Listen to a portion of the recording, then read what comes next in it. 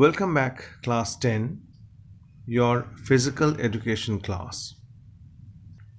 Today, today we will start with chapter 6, Principles of Sports Training. The principles of training promote a steady and specific increase in physical ability by specifically adapting a training regime to the needs of sport, a particular sport, and most importantly, to the individual needs of each player. So, what is the principle of sports training? Sports training promotes or increases the physical ability of a particular sportsman who is playing a particular sports. That means to increase the physical ability through a exercise or training regime for the need of a sport, and most importantly to the individual need of each player. A training program to improve performance should obey the principles of training. The aim of sports training is to achieve maximum individual or team efficiency in a selected sports discipline limited by rule. So when a sports is limited by rule, when there are rules and regulations of a sports, a thorough scientific sports training will enhance the ability of that particular sports or of that particular player. In the previous chapter, we have studied about the meaning, importance, and objectives of sports training. In this chapter, we will deal with the principles of sports training. Now, principles of sports training. Sports training programs are designed to improve performance by developing the appropriate energy sources, number one. Number two, increasing muscular structures. And number three, improving neuromuscular skill patterns. Sports training is based on certain principles. So obviously, there are certain principles or certain rules pertaining to sports training. Number one is individuality. According to individuality principle, people respond differently to a given training stimulus. So for different persons, there will be different training programs.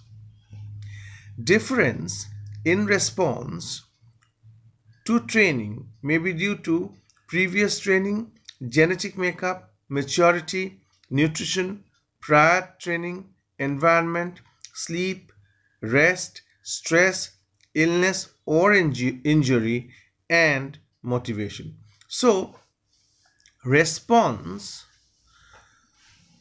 how an athlete will respond to a particular training depends on these things: training, previous training, genetic makeup, maturity, nutrition, these things which I have just mentioned. Training schedule of an elite athlete, that means a professional athlete, may not yield the same effect when followed by an aspiring athlete. A matured elite professional athlete, what he will train and what result he will get the training from, if that same training, professional training, is being followed by an aspiring or a newbie, so the results will not be the same. You know what happens nowadays? We've tried to follow the trainings or exercise patterns of professional people. It is not that. What is suiting him, what type of training is suiting a professional will not suit a newcomer, which not suit a non-professional trainer or an athlete. So you should understand what type of exercise or what type of sports training suits what type of sports person. Their results may fall short of desired outcome. Obviously, if the sports training is not formed according to the athlete, individual athlete. Different athletes will have different types of exercises. So if everyone follows the same pattern of exercises, the results will not be as desired. This variation in result is more likely to be due to the difference in psychological and physiological build of an individual. No effective training program can be a copy of another athlete's program. That is exactly what I am saying. No matter how elite or successful that athlete may be or was. Some individuals handle higher volumes of training while others may respond to higher intensities. So it all depends on the athletes, and the trainer or the coach is the best person to judge. This is according to individuality. Second, specificity. Specific. Training program will be specific in accordance to the demand of that particular athlete. Training programs are made to meet the demands of the sport, the position played, and the individual need of that athlete. To develop a particular fitness component, one must perform exercises designed specifically for that component. It should be specific. What type of sports that person is playing? What is his shortcomings? What are his positivity? These things account for a specific sports training program. This is the principle of specificity. For example, a 100-meter sprinter will need to focus on the anaerobic energy system during training. Anaerobic energy system, that means working out without oxygen. How the body is responding without oxygen. Specificity means, or it may be described as an issue of transfer of training. The closer the training movements parallel the kinds of physical activity one is training for, the more effective the influence of training program on performance. Performing barbell press from shoulder height to a position above the head is similar to specific movements seen in basketball, such as jumping on a rebound or attempting to score from close to the basket with defenders nearby. So energy pathways, enzyme system, muscle fiber types, and neuromuscular responses adapt specifically to that type of training to which they are subjected. That means, for example, strength training has little effect on endurance. So obviously, your whole system, your neuromuscular system, your enzyme system will get trained for that particular sports which you are training for.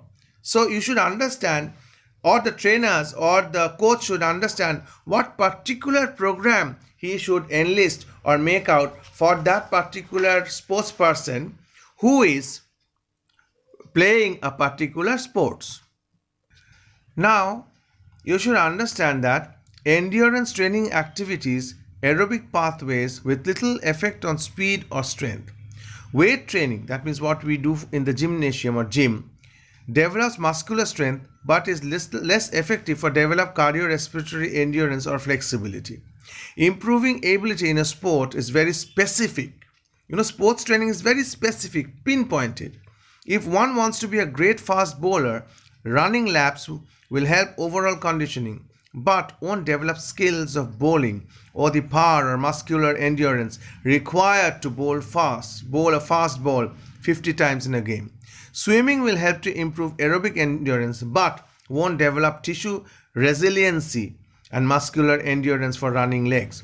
One would not prepare for a marathon by concentrating solely on running short sprints. So why these examples are given? These examples are given to make you understand that sports training means training for a particular sports, and according to that particular sports, the training will differ. Understand? Now, third point is progression. In order for both physical improvement and performance improvements to be made, training should be more and more difficult. So as you progress from easier, the training should be difficult. It is important that it is done gradually. As physical and performance adaptations occur, the performer needs to make further demands on the body and work it harder than normal. So as gradually days will pass, the training program should become harder and much more difficult. In order to run 5000 meter, one should be able to maintain one's body position and breathing pattern well enough to complete the distance. One needs to build muscular endurance well enough to finish the distance. Loading muscles to continue or increase incrementally as adaptations occur. Otherwise, the training effect will be a plateau and further improvement will not be attained. So what happens is, gradually, slowly and gradually, one should increase the difficulty of a training. So more you increase the difficulty, the more the body adapts, and more the body will adapt, more endurance will be there in a particular sports. So when the amount of exercise is in, and one should remember that it should be progressed gradually, not in a haphazard manner. For example, suppose today you are lifting 5 kgs, tomorrow you will lift 500 kgs. It's not possible. So it should be gradual. When the amount of exercise is increased progressively, fitness continues to improve. This is the principle of progression.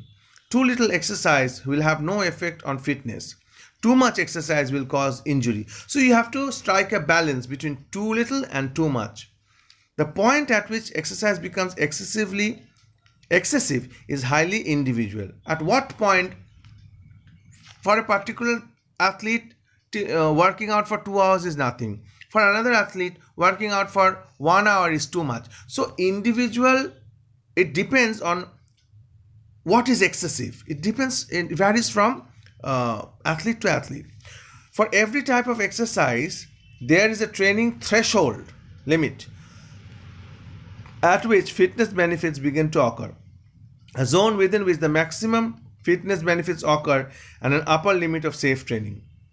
The amount of exercise needed depends on individual's current level of fitness, the person's genetical proposition, and the person's genetical proposition is determines the capacity to adapt to training. So genetically, how you are advanced or what is your genetical makeup, accordingly your training program should be designed.